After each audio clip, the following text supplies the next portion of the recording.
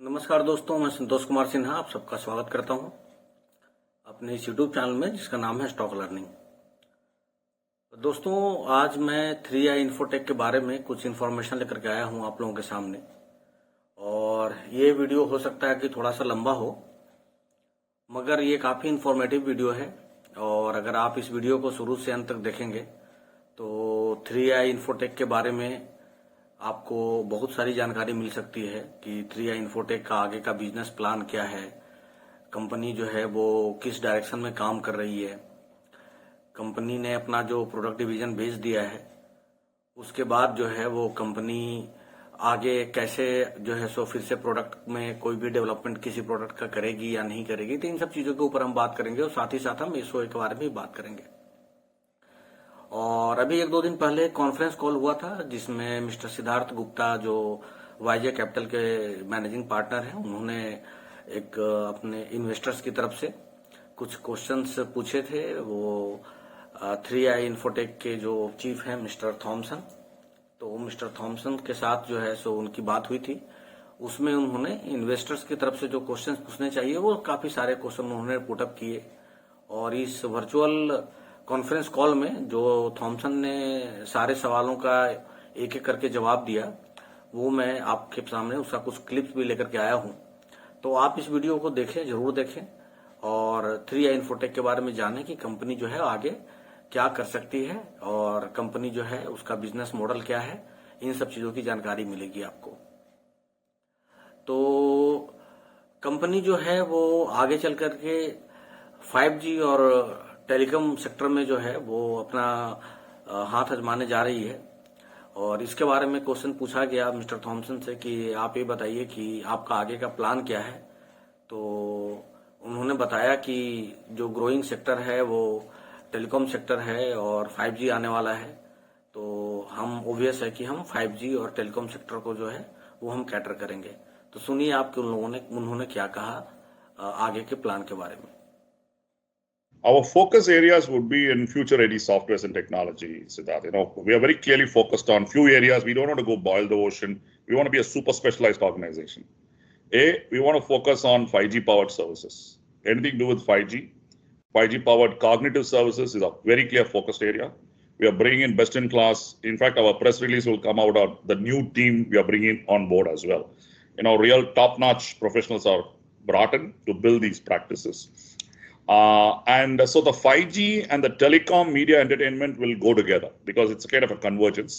And one is build the telecom media entertainment vertical itself, the next generation one, where we are looking at SD-WAN, all this good stuff in terms of SASE and edge computing, work with the telcos as partners and also work with telcos customers also. Because see, telcos are struggling. Globally, all these guys have been selling. I've been a telco guy myself. I don't think people have really thought through it beyond postpaid and prepaid.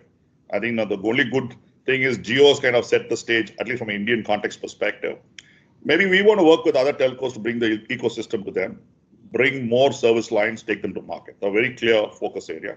So going beyond BFSI, we want to kind of build on the BFSI experience we have, right? And kind of expand, invest in telecom media entertainment using the technology incubation we are talking about, and build other services and products around it. That's a very clear strategy. उसके बाद उनसे फिर ये पूछा गया कि और उसके अलावा 5G और टेलीकॉम के अलावा और भी जो है आप क्या करने वाले हैं। तो उन्होंने बताया कि हम इसके बाद जो काम करने वाले हैं वो क्लाउड सिक्योरिटी में काम करने वाले हैं। क्योंकि आपको पता है कि पहले जैसे सॉफ्टवेयर कंपनीज में होता क्या था कि लोग किसी क्लाइंट से प्रोजेक्ट उठाते थे, उसका जो कस्टमाइज नीड था उसके लिए वो सॉफ्टवेयर सॉल्यूशन प्रोवाइड करते थे। और जो प्रोजेक्ट होता था वो काफी मैं बोलूंगा कि कन्वेंशनल वो अप्रोच था, काफी वो जो था वो लेगेसी होता था। मगर अब जो कंपनी IoT में काम करेगी या आर्टिफिशियल इंटेलिजेंस में काम करेगी, मशीन लर्निंग में काम करेगी, जो क्लाउड में क्लाउड सॉल्यूशन, क्लाउड सिक्योरिटी, इन सब चीजों में काम करेगी, उस कंपनी का ग्रोथ जो है वो काफी अच्छा माना जा सकता है अभी। तो मिस्टर थॉमसन ने ये बताया कि आजकल काफी ज्यादा वर्क फ्रॉम होम भी हो रहा है, तो उसके डेटा सिक्योरिटी की भी जरूरत है कि आप भाई घर से जो भी डेटा ट्रेवल हो रहा है आपका वो डेटा कितना सिक्योर है। तो इसके बारे में भी उन्होंने बताया कि हम क्लाउड सिक्योरिटी पे भी काम कर रहे हैं। तो जो उन्होंने बताया अपने इस नए स्टेप के बारे में, वो सुनिए कि उन्होंने क्या कहा। Second, we also want to focus on, we also got a head start in our cloud practice, right? The way we are kind of building our cloud. But now as a kind of a late start, we want to kind of see how to make our clouds edge ready, which is future ready. Everybody's got a cloud today, so how can we be different? We want to be an edge ready. All our cloud will be edge ready. And we're also working with some very niche technologies by which we can reduce the cost of cloud by almost like 20%. So we are working on that as well. So cloud, which is more optimized in terms of virtualization and edge ready. And once it's edge ready, it's also SASE, secure at the edge. You look at today, the single biggest problem is security. You work from home, all of us are working from home. It's fantastic, it's all flat, but also increases the security factor of it actually. So how do you secure at the edge of the network will be a clear focus area. So cloud, which is edge ready, then also building on our typical infrastructure management services practices where we want to invest in micro data centers, because that's the way forward, where we want to work on micro data centers. So if you look at it, we are joining the dots, Siddharth. You got the cloud, which is edge ready. We got the micro data centers, take it to the edge, right? So we also invest in edge computing, the 5G powered services around it, right? And then the cognitive services where we want to take analytics to the edge. So this is my invent or the future building stuff. If I break it into three parts: run, grow, build. Run, we run our current business, which we inherited more efficiently. Grow, we aggressively grow with innovation, very smart solutions and services. Build is we build for the future. We want to be future ready because that is going to keep us probably stay ahead of the curve. That's very clearly. तो आप लोगों ने सुना कि cloud को लेकर के उनका प्लान क्या है, और साथ ही साथ उन्होंने ये कहा कि हम जो है वो आईपी बिल्ड करेंगे। आईपी बोलते हैं इंटेलेक्चुअल प्रॉपर्टीज को। इंटेलेक्चुअल प्रॉपर्टीज क्या होता है कि जब भी कोई कंपनी अपना प्रोडक्ट बनाती है और उस प्रोडक्ट पे अपना ट्रेडमार्क देती है कि भाई ये जो है ये मेरा ही जो है प्रॉपर्टी है, इसको कोई और यूज नहीं कर सकता इस प्रोडक्ट को, तो उसको हम इंटेलेक्चुअल प्रॉपर्टी बोलते हैं। तो मिस्टर थॉमसन ने कहा कि अब हम आगे जो भी काम करेंगे वो हम अब अपना आईपी बिल्ड करेंगे। और दूसरी चीज ये है कि जो इन्होंने अपना सॉफ्टवेयर डिवीजन, जो डेवलपमेंट डिवीजन जो बेचा है, तो उसके बारे में भी इन्होंने बताया कि भाई जब भी सॉफ्टवेयर प्रोडक्ट वगैरह अगर हम बेचते हैं तो हमारा जो है वो बायर के साथ एक क्लाउज होता है कि हम जो है वो उस सेम प्रोडक्ट को फिर से प्रोड्यूस नहीं करेंगे, डेवलप नहीं करेंगे। तो ऑब्वियस है कि हम सेम प्रोडक्ट तो प्रोड्यूस नहीं करेंगे, लेकिन उसके अलावा हम दूसरे प्रोडक्ट में तो जरूर काम करेंगे। तो सुनिए उन्होंने क्या कहा आईपी जनरेशन को लेकर के। See, like any, Siddharth, look at it. Any carve-out business, it's logical that what I sell to a party, obviously I can't produce the same thing as that, right? So that non-compete is limited to that. Okay. Non-compete, of course, non-compete is there because obviously we cannot produce the same product which we sold, right? Absolutely, right? And but beyond that, we are going to build products. Very clearly, I told you that's the reason why we are investing in telecom, media, entertainment, and we are building center of innovation, center of excellences, and the entire incubator strategy is around that. Where we take existing products, we build other products on top of it or services on top of it. But fundamentally, we will build IP. So that's simple, as simple as that. So we are not going to be just a services company. Let's see. See, everything is going to be digital inside. It's going to be technology inside. It's going to be products. Ultimately, how our clients consume could be as services. Right. The world is anyway moving towards anything as a service, right? So. Your point, the focus would be on IP generation, very clearly. और उनका आगे का जो plan है 3i infotech का और mister Thompson का, उन्होंने कहा कि हम काफी ज्यादा जो है वो ग्लोबल पार्टनर्स के साथ भी काम कर रहे हैं और बहुत जगहों पे जो है वो हमारा उनके साथ ज्वाइंट वेंचर भी चल रहा है। तो कहाँ कहाँ वो क्या कर रहे हैं इसके बारे में उन्होंने क्या बताया, ये सुनिए आप। But our new products, what we want to invest in horizontal sectors and in industries like telecom, media, entertainment. Say, for example, I'll give you an example. We are working on creating a global risk and compliance product ourselves. Okay. right, which was not part of the carve-out. So it's there with the current 3i itself. In fact, we have a Swiss-based company with whom we are working together. It's co-owned by both of us. And Okay. Global Risk and Compliance will be a core offering by 3i. So it's a product Right. and platform we're developing together. Right. And we want to invest in it. In fact, part of our roadmap, we are also negotiating with various governments across the world. We got nothing to lose. Whoever gives us the Right. best bet, we will put up a center of innovation in that country. So Correct. as we speaking to you, we are negotiating with Malaysia, Switzerland, Republic of Ireland, Montreal. So two Right. out of four, we will put a center of innovation. And Right. of course, India is definitely there. We are investing in India for sure anyway.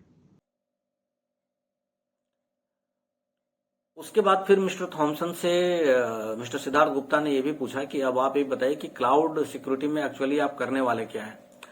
तो उन्होंने बताया कि cloud में हम Oracle के साथ partnership करके काम कर रहे हैं और ओरेकल क्लाउड पे हम काम कर रहे हैं। और ओरेकल क्लाउड में हम जो वर्क फ्रॉम होम जो हो रहा है उसको लेकर के जो काफी ज्यादा आजकल जो डेटा है वो जो ट्रेवल कर रहा है, तो हम उस डेटा के सिक्योरिटी पे भी काम कर रहे हैं ओरेकल के साथ मिलकर के। तो ये भी एक कंपनी के लिए बहुत अच्छी बात है कि एक बड़ा पार्टनरशिप किया है कंपनी ने।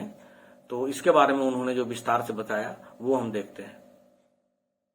Right. Right. One very clearly is we are very closely working with Oracle. Okay. Okay. And our alliance is pretty strong because if you look at it, Oracle has been a kind of, they are in a catch-up mode right now in the Oracle cloud space. They're in a Right. catch-up mode.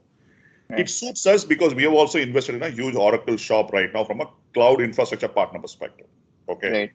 So now Right. we are building around it. To your question, I'll come to your 5G and telecom later, but the last point when you spoke about, so where we have also developed a lot of technologies around the Oracle cloud. Say, for example, we have now built our own VDI. Okay. In fact, I'm sorry. I'm so sorry. Could you just elaborate on VDI? I'm not Yeah, familiar virtual with the desktop, abbreviation. simple Virtual layman's term, desktop. virtual desktop, like in terms of securing your work from home, as simple as that today. So bring my own Okay. device. It's a big problem Right. for all companies. How do you secure work from home? Right. Right. Right. Right. Now, Right. if you look at Azure, it's all very expensive. So we are trying to kind of reduce the cost by 50% working with Oracle. You'll see our Right. press release in another 2 or 3 weeks. We already have definitive agreements on Okay. that. We're releasing it. Okay. So that's a very Right. important arrowhead, the way we look at it. That's point number one. Okay. Right. Point number two is to your point on the example. We are also working on other technologies. Okay. Right. Which Right. provide SASE, which is secure access, secure entry, the similar stuff at the edge of the Right. device, edge of the network. Right. Right. We are offering that. We are building on top of white labeled startups who have given us Right. exclusive access to technology. Okay. Okay. I gave you the Okay. example of the Incubate, right? Right. Right. I'll not Right. be able to name the technology, but it's a very advanced technology. We got access to those technologies, and we are building our own ecosystem and services around it. Okay. Right. Right. Now, I'll give you an example of this technology. This is 5G grade technology, which I can even offer it at 4G. Okay. So today, Right, if right. I want, Right. I can offer SASE Right. even in our 4G network. Right. So is this something similar to Vodafone Idea's MIMO or something that they recently launched around in September or October? Was that something similar to this? But- That's a very small version of this. What we're talking is far Okay. superior, Okay. far superior ones. And in Right. fact, we want to talk to Mr. Tucker and other people also, in terms of, offering this. But we have Right. quickly wanted to, pilot in some of the other smaller countries like Indonesia or Right. Malaysia, wherever 4G, parenting. No, that's So what it yeah, does that's also is, this is also edge ready. okay. See, whatever they are offering is not compatible or upgradable. See, what we are offering, it's Right. upgradable to 5G automatically. So tomorrow when Right. 5G network comes also, no changes. It's upgradable. Second, it's edge ready. When I say edge ready, tomorrow I bring a micro data center also, it's ready automatically. उसके अलावा उनसे बात हुई कि और बताइए कि आप और क्या क्या इन्हांस कर सकते हैं अपने कंपनी में, अपने प्रोडक्ट एंड सर्विसेज को लेकर के। तो उन्होंने कहा कि जैसे हमारे यहाँ हम क्या करेंगे कि जो मैन पावर जो है उसको हम काफी ज्यादा रिड्यूस करेंगे। रिड्यूस का मतलब ये नहीं है कि हम कंपनी के एम्प्लॉय को अपने यहाँ से नौकरी से हटाएंगे। उन्होंने कहा कि जो पहले 100 आदमी मिलकर के काम करते थे, हम एक ऐसा सिस्टम बनाएंगे, एक ऐसा प्रोसेस हम बिल्डअप करेंगे जिसमें कि 100 आदमी का काम 10 आदमी कर सके। उसको हम आर्टिफिशियल इंटेलिजेंस के थ्रू हम इसको अचीव करेंगे। जैसे किसी सॉफ्टवेयर की टेस्टिंग होती है तो आपको पता है कि काफी लोग मिलकर के उस सॉफ्टवेयर को टेस्ट करते हैं। तो उन्होंने ये बताया कि सॉफ्टवेयर टेस्टिंग में भी हम जो है सो काफी जो है वो कोडिंग को रिड्यूस करेंगे और साथ ही साथ हम मैन पावर को भी काफी रिड्यूस करेंगे। प्लस जो इनका सर्विसेज है, जो ये सर्विसेज प्रोवाइड करते हैं, तो जो भी सर्विस होता है वो आपको पता है कि अक्सर जो सर्विस होता है वो 3 लेवल में प्रोवाइड किया जाता है, L1, L2, L3। तो L1 जो सपोर्ट होता है, जो लेवल 1 सपोर्ट होता है, वो बहुत ही बेसिक सपोर्ट होता है।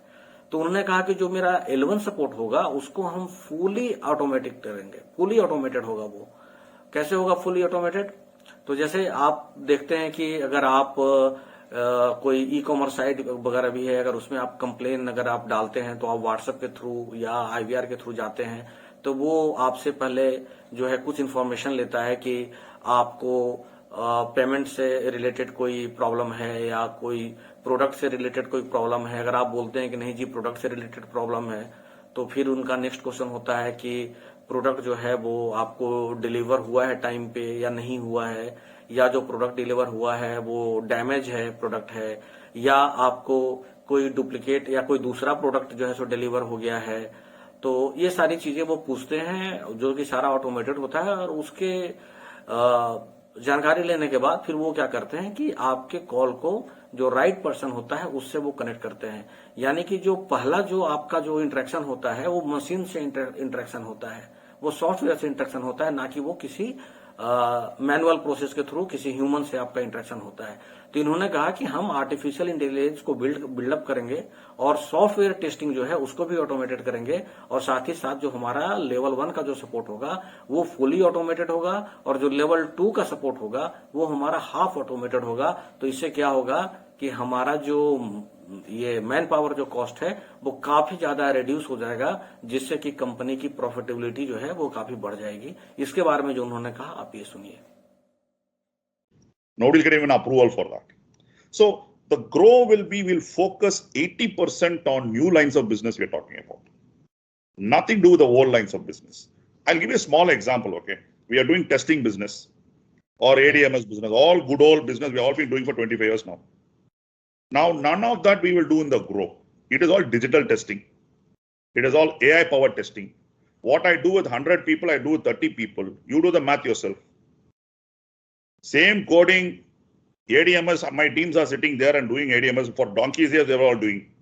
Okay. Right. Today, the same thing I will do with non-engineer, no code, low code developers. 50% of the cost. IMS teams, I have 1,500 people, I have an infrastructure management services. Okay. NOC, SOC, we all been doing, every company does that. The new one we are talking about is all AI-led, bot-led stuff. L1 is totally automated. L2 is also half automated. Humans are only L3. So it's human-humanoid coexistence. So what I used to do with 1,500, I'll do with 500 people. You do the math. Absolutely.